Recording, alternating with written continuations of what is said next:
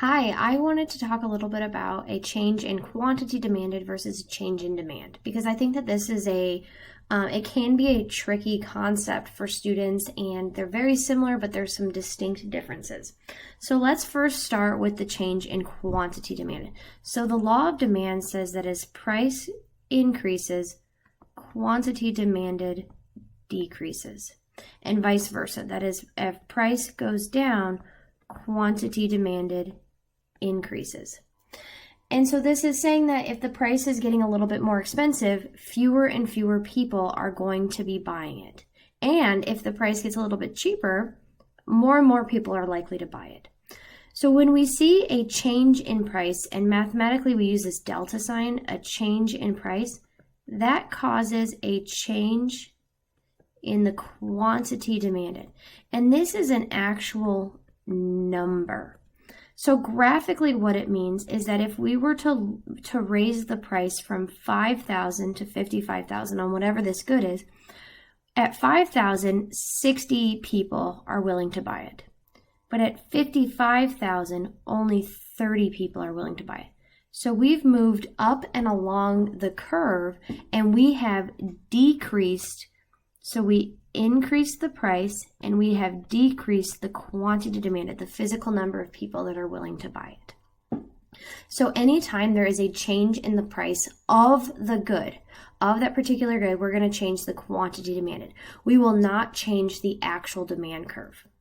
So those times where we would actually change the demand curve is those the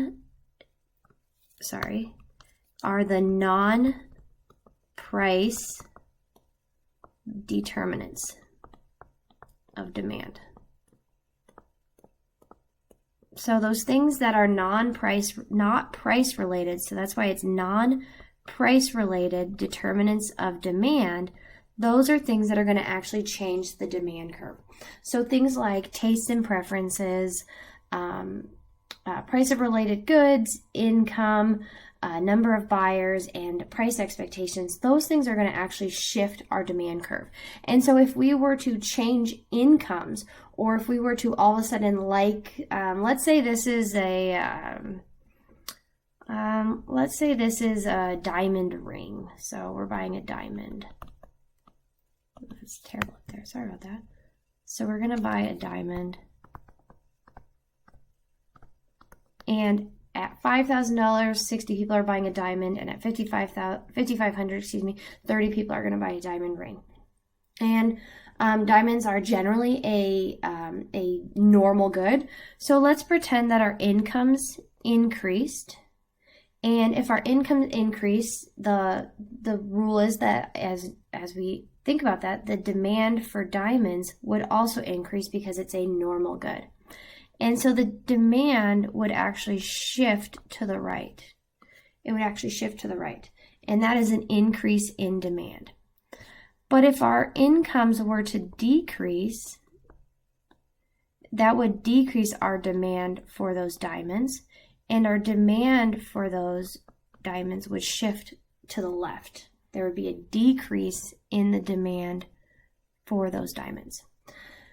So what happens is that on this graph, we have a change in price causes a change in the quantity demanded. In this graph, we have a change in one of these non-price determinants, and this is going to cause a change in demand. And so there's some subtle differences between the change in quantity demand and a change in demand, but it's really important that you understand those differences because we're going to do a lot of problems with that, both in the demand section, the supply section, and when we start putting the market together in the market equilibrium section.